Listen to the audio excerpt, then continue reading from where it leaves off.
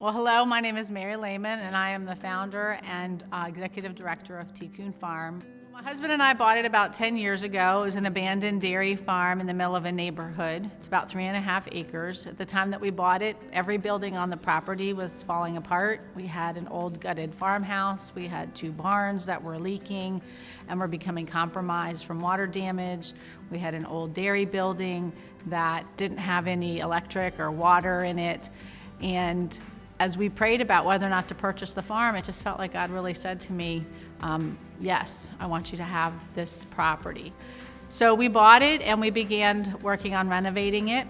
About 5 years ago, we became a nonprofit. Early on, we did a lot of work with animals, with the alpacas, with children who came to visit the farm. We ran summer programs for them. We ran an after-school program. We were really blessed when we were invited to welcome Bhutanese refugees to our farm, and we use our land to support the work that they do to grow food for their families. As we have grown in our community, we've really been invited by the Spirit to spend more time working with adults lately. And so one of the things that has meant is providing more food support. It began before COVID by offering cooking classes for adults called Cooking on a Budget, which then invited those adults to come back for more trauma-informed experiences related to writing and things like that. But when COVID hit, we had to stop all of those congregate events. And now we're really focusing on food support because COVID revealed to us just how important that was and what a big need it was in our community. We're doing that in 2 significant ways. One of the things that we're doing is continuing our cooking program in a way that is COVID safe. So instead of families coming to the farm to learn how to cook a meal for their crock pot, we're doing all of the prep work for that with the support of volunteers. And then we send out 300 crock pot meal bags a week, and families cook those meals at home.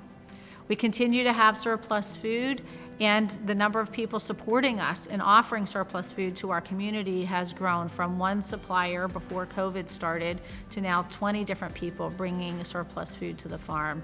And so 4 days a week now, we have what we call our free market, and people can come from all over the city and pick up whatever food they need to support their families. Some of the things that are coming up for our future programming include an expansion of our environmental education program. We're going to begin launching a job training program for youth in our neighborhood, and that's going to begin with an urban farming focus and an environmental focus.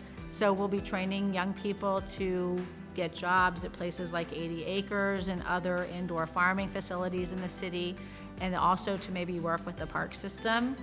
But we really want to expand that and be able to offer young people who have an interest in cooking, for example, to have a culinary arts experience that might begin to launch them into something like going to the culinary arts school at Cincinnati State.